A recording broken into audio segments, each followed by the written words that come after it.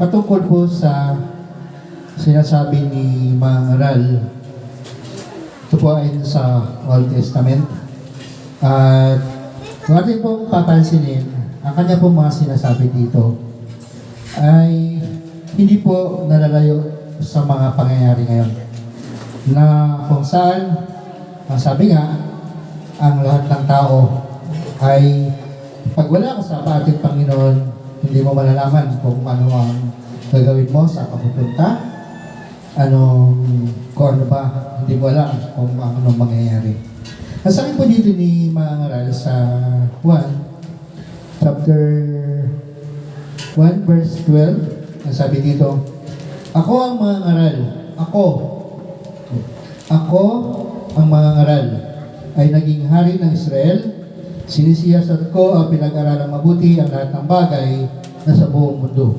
At nakita kong ang tao ay itinalaga ng Diyos sa matinding paghihirap.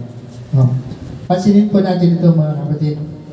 Ito po, kung atin pong pag-aralang mabuti, si Mangaral po, ay sinasabi niya, inaamin niya mismo na siya, mas matalino siya sa mga sa mga hari na nauna sa kanya. Pero tingnan po natin, sabi dito, at nakita kong ang tao ay itinalaga ng Diyos sa matinding paghihirap. Para bang sinasabi niya na ang tao hanggang doon na lang sa paghihirap niya. Para bang walang katapusan. Kasi kung atin pong balikan po yung 1 verse 2, ang sabi dito, napakawalang kabuluhan. Lahat ay walang kabuluhan, sabi ng mga ngaral. Nagpapakapagod ka ng gusto sa pagtatrabaho sa mundong ito. Ngunit para saan ba ang pagpapagod na ito? Habang binabasa ko po ito, parang pumasok sa isip ko, oo nga naman. Paulit-ulit, mag-umpisa tayo ng Lunes hanggang Sabado. Minsan, darating ng Linggo, sa akin, ang Linggo, nakukuha pa. Pagkatapos ng Linggo, Lunes ulit hanggang Sabado. Paulit-ulit. Tayo po, sabi dito, tayo po ang nagtatrabaho. Para saan? Hindi po natin pwedeng sabihin na ibig bang sabihin, hindi tayo magtatrabaho. No, hindi po. Ang tinatanong niya dito, ni Mangaral, bakit nga ba tayo nagpapakapagod? Na ang sabi niya dito, walang kabuluhan. Ang lahat ng bagay, walang kabuluhan. So ano nga ba ang gagawin natin? Ito nga, ang sabi nga po sa mga nakalipas natin na pag-aaral, yung sinasabi doon ni Pastor na darkness cover the earth, darkness cover the people. Sa panahon ngayon, mga kapatid, ito na po ang nangyayari. At tingnan lang po natin hindi lang po sa ordinaryong tao, hindi lang sa ordinaryong tao. Tingnan po natin ang mga marurunong, yung mga abogado. Tingnan natin ang nangyayari sa politiko. Hindi po natin sinasabi na makikialam tayo doon, pero kung mapapansin ninyo, baliwala yung pinag-aralan nila. Mayroon pa rin sasabi na kung minsan, kailangan nating, sabi niya, i-bend natin yung law. Tingnan natin mga kapatid, kung wala po sa atin ang ating Panginoon, kung wala po sa atin si Jesus Christ sa ating buhay, yun po. Alam ko po, ito po ang nagsabi nito ay masasabi natin meron siyang kayabangan. Mayroon po siyang kayabangan sa pananalita niya. So, tingnan natin, sila po yung gumagawa ng batas, pero sila rin yung kukontra. Sila, babaluktutin nila. Kaya ito po sa pinag-aralan natin, sa binabasa natin, may punto po si mga aral. Bakit po? Kung ituloy po natin ang pagbabasa, sabi dito sa 15, hindi na may tutuwid ang baluktot at hindi na may bibilang ang wala. Sinabi ko sa aking sarili, ang karunungan ko higit sa sindan kong mga hari sa Jerusalem. Alam ko kung ano ang tunay na karunungan at kaalaman. Pinag-aralan kong mabuti ang pagkakaiba ng karunungan at ng kamangmangan, ng katalinuhan at ng kabaliwan. Ngunit napatunayan kong ito. Napatunayan kong ito rin ay tulad lang ng paghahabol sa hangin. Kung intindi po natin, para bang sinasabi ni mga ngaral, parang naghabol ka sa hangin na lahat ng ginagawa mo, mapupunta lang sa wala. Kung isipin natin, ang hangin, hindi mo naman makikita, pero ang sabi niya, lahat ng bagay ay para kang naghabol lang sa hangin. Paano mo nga hahabulin ang hangin? Hindi naman nakikita. Tuloy ko po, habang lumalawak ang karunungan, ay dumarami ang alalahanin. At habang dumarami ang nalalaman, ay lalong tumitindi ang kapig-hatian. Amen po mga kapatid. So, sa kalagayan ito mga kapatid, alam po ng Diyos na ang kanyang bayan ay nagkulang. At ipong basahin sa Hebrew 8, verse 8.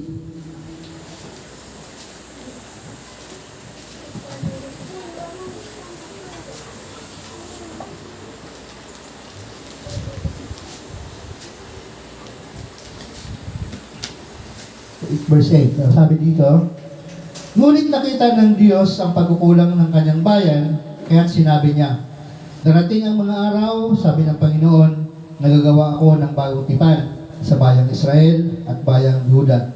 Hindi ito magiging katulad ng tipang ginawa ko sa kanilang mga ninuno nang ilabas ko sila sa Ehipto, sapagkat hindi sila naging tapat sa pagkikipagtipan sa akin, kaya sila ay aking pinabayaan.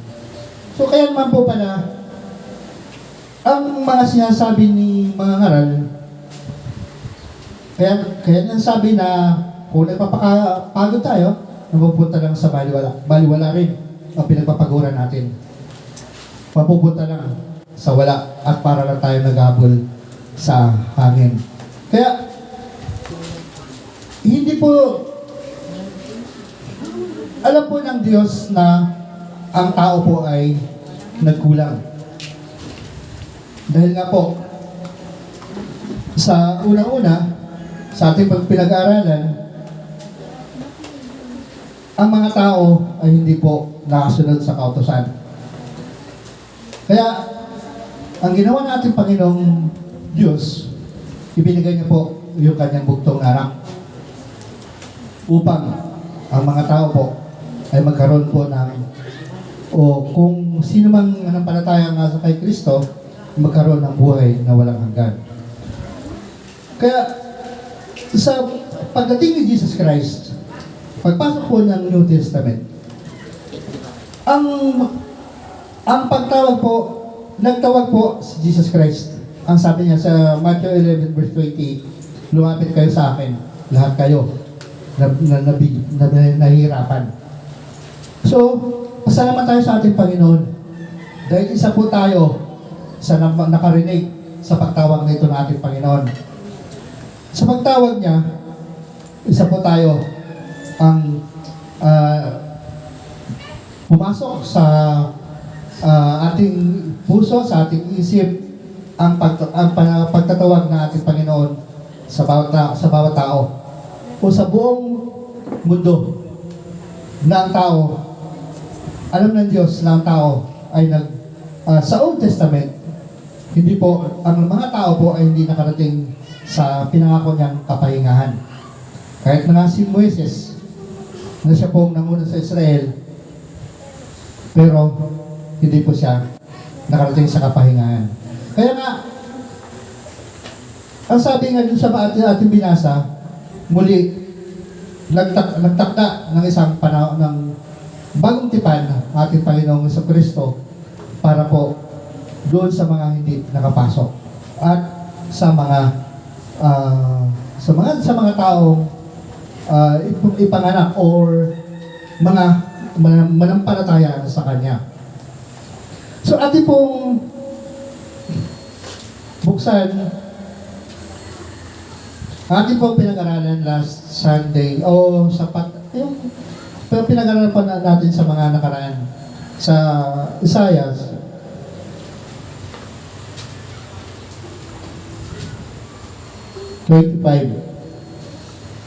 verse 6, sabi dito, sa bundok ng Sion, aanyayahan ni Yahweh na makapangyarihan sa lahat, ang lahat ng bansa, para sa isang malaking handaan. Pinakamasarap na pagkain at alak ang kanyang pinahanda. So, kung ito po ay sinasabi na masarap na handaan, ibig sabihin, hindi pa. Kung ang masarap na titikman natin ngayon, ito po ay mas masarap pa. Mas masarap pa ang inihanda natin Panginoong Jesucristo para sa mananampalataya, sa maniniwala sa Kanya. Aside pa dito, sa bundok din ito ay papawiin niya ang ulap ng kalungkutang naghahari sa lahat ng bansa. Lubusan ng pupuksain ng Panginoong Yahweh ang kamatayan at papahirin ang mga luha ng mga mata, alisin niya sa kahiyan ang kanyang bayan. So, salamat sa ating Panginoon at tayo po ay hindi niya hinayaan na manatili doon sa kahihiyan kung saan ang mga tao, ibig sabihin kung noon tayo, nung hindi pa natin nakikilala si Kristo, isa po tayo doon sa na mananatili, isang po tayong mananatili sa kahihiyan na kung hindi po natin makilala si Kristo. Salamat sa ating Panginoon na hindi po siya nagkulang, bagkus sobra-sobra po ang binibigay niya sa atin. Hindi lang sa katuruan, sa lahat ng bagay na nagmumula sa Kanya. Ito po ay pinaabot sa atin. At aking pong tapusin dito, sasabihin ng lahat sa araw na iyon, siya ang hinihintay nating Diyos na siya ay magliligtas. Siya si Yahweh na ating inaasahan, magalak tayo, magdiwang sapagkat tayo ay Kanyang iniligtas. Kaya po natin mga kapatid, Old Testament po ito, pero ang sinasabi dito, tayo ay Kanyang iniligtas. Hindi po sinasabing ililigtas. Ang sabi po dito ay iniligtas. So, ibig sabihin, ang Old Testament, wala pa tayo. Wala pa ang mga lola natin, ipinahayag na sa Old Testament na ang tao po ay Kanya pong iniligtas. Kaya, napakasarap isipin na isa tayo sa pinakakuan ng ating Panginoon. Ngayon, pupunta po tayo dun sa pinag-aralan natin sa yung Hebrew 12. Ngayon, ang sabi dito sa 18, ang sabi dito, hindi kayo lumapit sa isang bundok na nakikita, gaya ng mga Israelita sa bundok ng Sinai. Maliwanag po ngayon po mga maliwanag na sa atin mga kapatid, na noong una, isa po tayo dito na ang pinasok natin noon ay ang bundok ng Sinai. Nung po tayo po ay sumusunod pa sa kautusan, sa law. Paano nga naman na hindi matatakot? Kung isipin po natin, paano nga naman hindi matatakot ang mga tao sa bundok ng Sinai na ito? Kasi ang sabi dito, ito'y may apoy na nagliliyab, nababalutan ng dilim, at may malakas na hangin. Nakarinig sila roon ang tunog ng trumpeta at ng isang tinig at ng isang tinig na nang ang tinig na iyon ay marinig ng mga tao, nakiusap silang huwag na itong magsalita sa kanila, sapagkat hindi nila kayang tagapin ang utos na ito, ang sino mang tumapak sa bundok, kahit hayop, ay babatuhin hanggang sa mamatay. O, di ba mga kapatid, nakakatakot? Tumapak ka lang sa bundok na yun, babatuhin ka hanggang sa mamatay. So ano nang gagawin mo? Pwede, mas mabuti pang huwag ka lang pumunta doon para hindi ka babatuhin. Kaya, napakabuti sa atin natin, Panginoon, na hindi po tayo hinayaang manatili sa lumang kautusan na ang sabi pa nga doon, ang kautusan na ito ay pumapatay.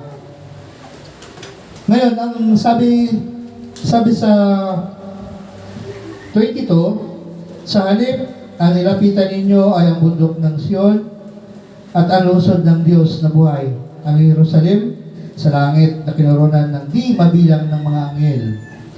Ang dinaluhan ninyo ay masayang pagtitipon ng mga panganay na anak ng mga pangalan na ang mga pangalan ay nakatala sa langit. Ang nilapitan ninyo ay ang Diyos na hukom ng lahat at ang mga espiritu ng mga taong ginawang ganap. Nilapitan niyo si Jesus, ang tagapamagitan ng bagong tipan at ang dugong ibinisik sa may pangako ng mas mabubuting bagay kaysa isinisigaw ng dugo ni Abel. Kaya huwag kayong tumangging makinig sa kanya na nagsasalita. Ang tumangging makinig sa nagsasalita sa kanila dito sa lupa ay hindi nakaligtas sa parusa. Gaano pa kaya tayo kung tayo tatangging makinig sa nagsasalita mula sa langit? Dahil sa kanyang tinig, niyanig noon ang lupa, ngunit ipinangako niya ngayon. Minsan ko pa kayanigin ang hindi lamang ang lupa, pati na rin ang langit. At ang mga salitang minsan pa ay maliwanag nagsasabing, aalisin ang mga nilikhang nayayanig upang manatili ang mga bagay na di yayanig. Kaya pasalamat tayo sa Diyos sapagkat tumanggap tayo ng isang kahariang hindi nayayanig. Sambahin natin ang Diyos sa paraang kalugod-lugod sa Kanya, may paggalang at pagkatakot, sapagkat tunay nga na ang ating Diyos ay may apoy na tumutubok. Maliwanag po mga kapatid na ngayon, sa ngayon, bundok po ito ang ang nakasulat sa Bible. Pero kung ating pong unawain, ang sabi pa dito, sabi niya, sa 24, nilapitan ninyo si Jesus, ang tagapamagitan ng bagong tipan at ang dugong binisik na may pangako ng mas mabuting bagay kaysa isisigaw ng dugo ni Abel. So, ibig sabihin, sa pamamagitan po ng ating pong pagtitiwala sa ating Panginoong Jesucristo, sa ating pong paniniwala, pananampalataya, tayo po ay naligtas na. So, ngayon, kaya po, noong una, ito pong Romans 8 verse 1, hindi ko po alam kung paano po i-explain. Ang sabi po kasi doon, wala nang basahin na po natin sa Romans 8 verse 1. Kaya nga wala nang katulang parusa sa mga taong nakipag-isa na kay Kristo. So, isipin po natin, kung atin pong unawain, paano ba natin i-explain ito? Ngayon, sa patuloy po natin pakikinig at pakikinig ng salita ng Diyos, ngayon po, ipinapalahayag sa atin na paano pa tayo hatulan kung ang kasalanan natin ay pinatawad na, tinubos na. Ay di ba? Di po ba mga kapatid, ay ang hatulan naman sa tao ay ang kasalanan. So ngayon, kung ang kasalanan ay tinubos na ni Kristo, niligtas na tayo, pinatawad na tayo, ano pa ang hatulan sa atin? Kaya patuloy po tayong magtiwala sa ating Panginoong Jesucristo, manampalataya, na tayo po ay kanya pong tinubos sa tiyak po natin pong kamatayan. So, sundan po din po natin ang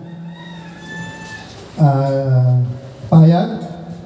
Ito po ay pahayag ni Juan sa 21 verse 1 hanggang verse 3. Sabi dito, pagkatapos nito, nakita ko ang isang bagong langit at ang isang bagong lupa. Wala na ang dating langit at lupa. Wala na rin ang dagat.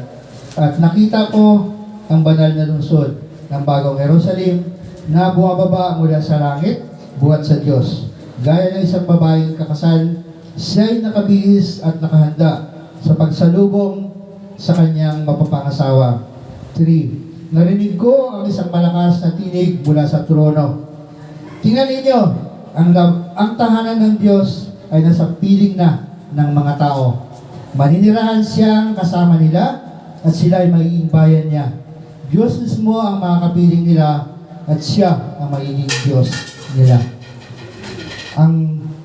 Doon po sa pahayag po ni Pablo sa Hebro, binanggit po ito, papawiin na ang mga luha, papahirin na ang mga luha. So, dito po, ito ang pahayag po ni John sa aklat po ng pahayag na sabi niya, tingnan ninyo ang tahanan ng Diyos ay sa piling na ng tao. Kailan po ito nangyayari o mangyayari kapag ang tao po ay nasa piling na ng Diyos. Nasa pangalaga na nating Panginoong Kristo. Wala na. Sabi niya, paano papahirin ang mga luha? Bakit po? Wala na ang lahat po ng bagay na nagpaparumi sa tao. Nagpapasama sa tao. Tayo ngayon ay malaya na makalapit sa ating Panginoong Kristo. Salamat sa pagkakataon. At sa oras na ito lang po ang masisabi sa inyo, mga kapatid. Maraming salamat po.